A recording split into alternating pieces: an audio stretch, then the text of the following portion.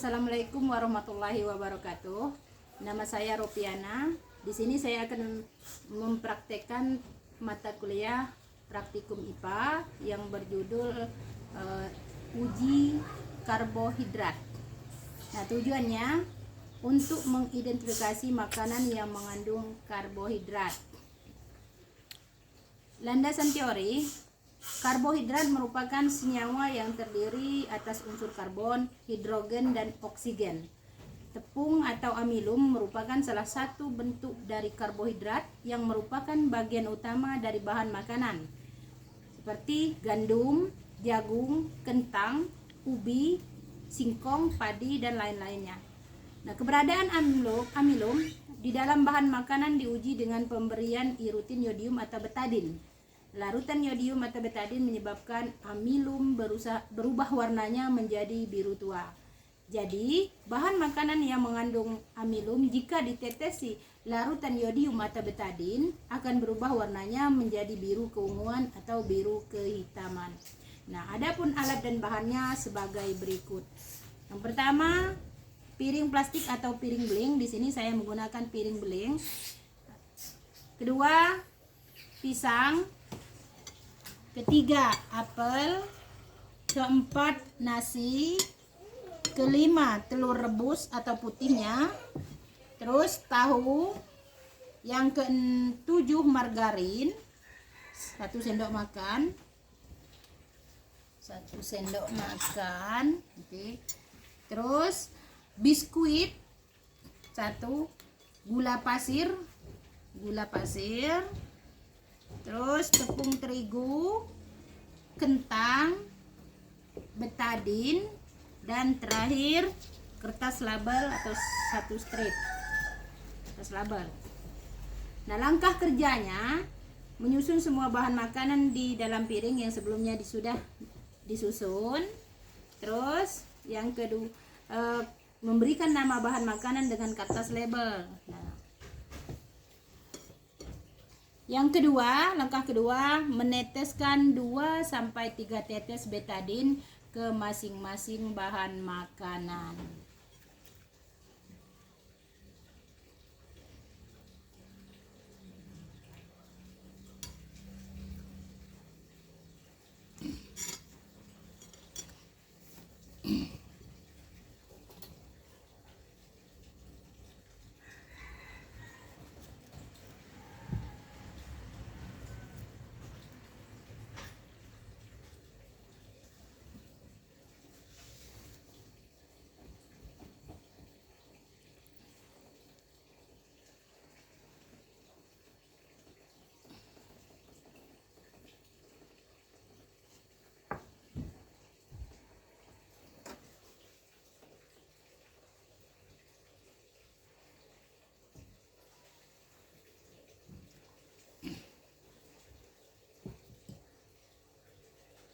Tahu,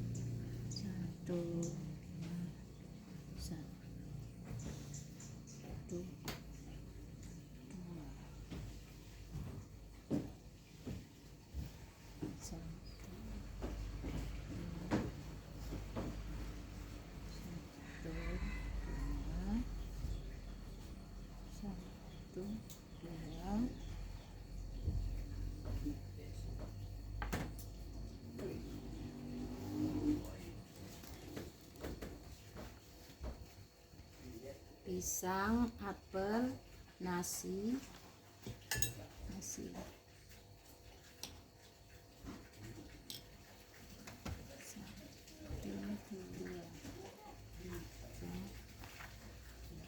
rebus, tahu putih, margarin. Sudah.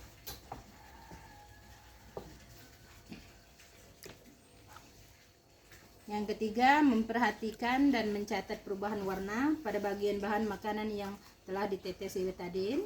Yang keempat, mencatat semua hasil pengamatan pada lembar kerja. Nah,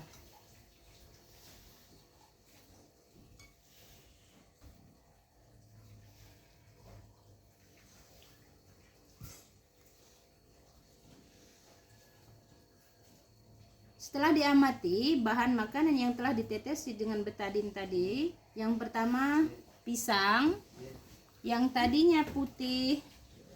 Nah, sebelum diberi yodium tadinya putih menjadi, setelah sudah diberi yodium atau betadin, berwarna hitam. Terus apel yang semula warnanya sebelum diberi yodium atau betadin warna putih, setelah diberi yodium atau betadin berwarna menjadi coklat. Yang ketiga, nasi sebelum diberi yodium warnanya berwarna putih, dan setelah diberi yodium atau betadin berubah menjadi warna hitam. Nah, atau ungu pekat, bukan hitam, ungu pekat. Terus telur rebus bagian putihnya yang tadinya berawal sebelum diberi betadin warnanya putih, setelah diberi betadin atau sudah diberi yodium betadin berwarna coklat. Margarin, salah ya, margarin setelah diuji, yang tadinya semula berwarna kuning atau krem masih tetap sama, yaitu berwarna krem atau kuning.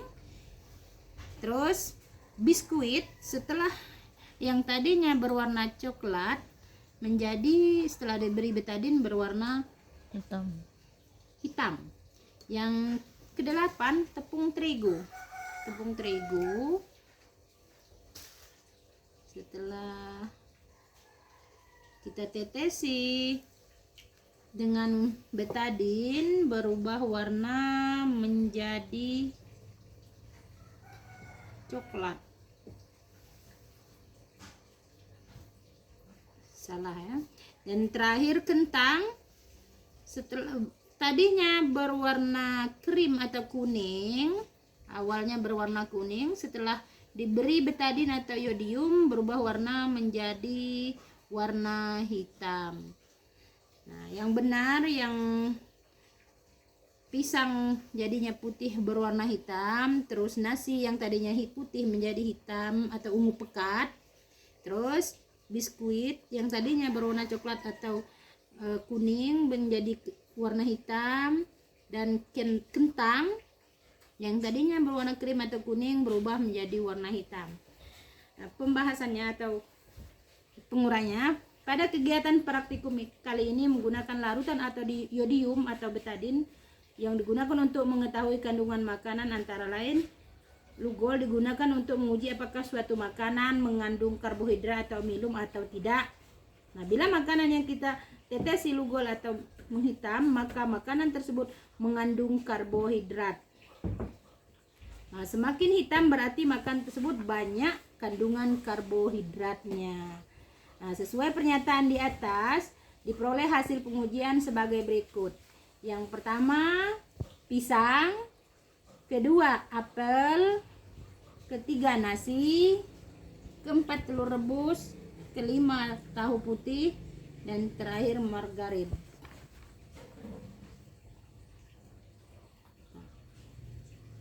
Pada uji karbohidrat amilum atau uji pisang yang diiris kecil ditetesi dengan larutan yodium atau Lugol dan tidak menghasilkan warna hitam. Hal itu berarti pisang mengandung karbohidrat atau amilum. Kedua, apel. Pada uji karbohidrat atau amilum, apel yang diiris kecil ditetesi dengan larutan yodium atau Lugol berubah warna menjadi coklat. Hal itu menunjukkan bahwa apel tidak mengandung karbohidrat atau amilum. Yang ketiga, nasi. Uji karbohidrat amilum 2-3 butir nasi yang ditetesi dengan larutan yodium atau lugon berubah warna ungu pekat menjadi biru kehitaman. Hal itu menunjukkan bahwa nasi mengandung karbohidrat atau amilum. Nah, telur rebus bagian putihnya. Uji karbohidratnya atau amilum, putih telur yang diiris kecil ditetesi dengan larutan yodium atau regen lugol menghasilkan warna putih kekuning-kuningan. Hal itu berarti tidak menunjukkan bahwa putih telur tidak mengandung karbohidrat atau amilum. Oleh karena bila memiliki karbohidrat amilum, setelah diuji seharusnya memiliki warna biru kehitaman atau hitam atau ungu. Yang kelima, tahu putih. Uji karbohidrat atau amilum, tahu yang diiris kecil atau ditetesi dengan larutan yodium atau lugol berubah warna menjadi putih kecoklatan. Hal itu menunjukkan bahwa tahu tidak mengandung karbohidrat atau amilum. Yang terakhir, margarin. Uji karbohidrat atau amilum, margarin yang ditetesi dengan larutan yodium atau lugol tidak berubah warna. Hal itu menunjukkan bahwa margarin tidak mengandung karbohidrat atau amilum. Nah, selanjutnya percobaan yang kedua yaitu uji lemak. Uji lemak.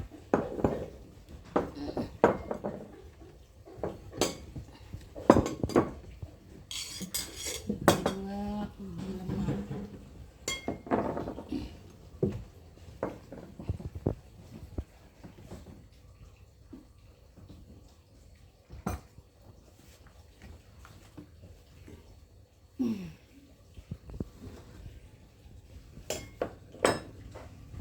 Praktikum atau uji percobaan yang kedua mengenai tentang uji lemak. Nah, tujuannya adalah untuk mengidentifikasi bahan-bahan makanan yang mengandung lemak.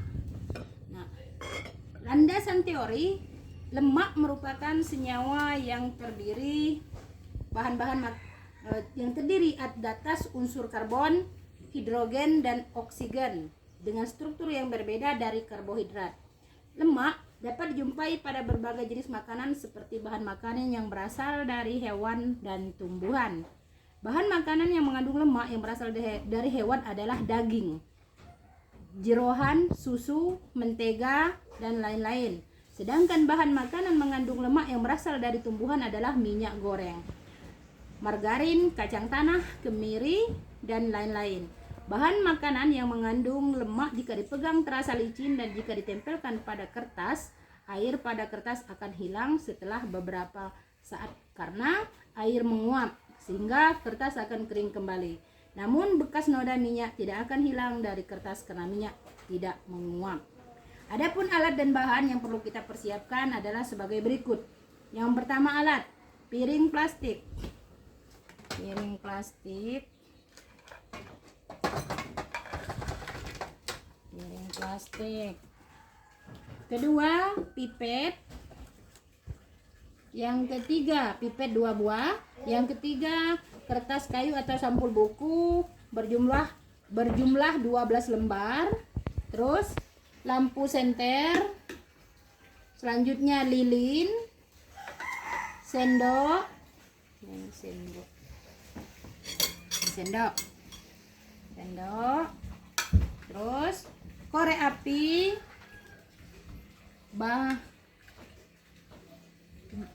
Bahan yang perlu kita persiapkan yaitu kemiri 3 buah, terus margarin atau mentega,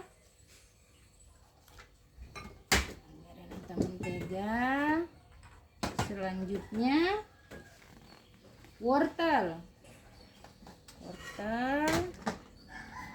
seledri, biji jagung kering, kacang tanah.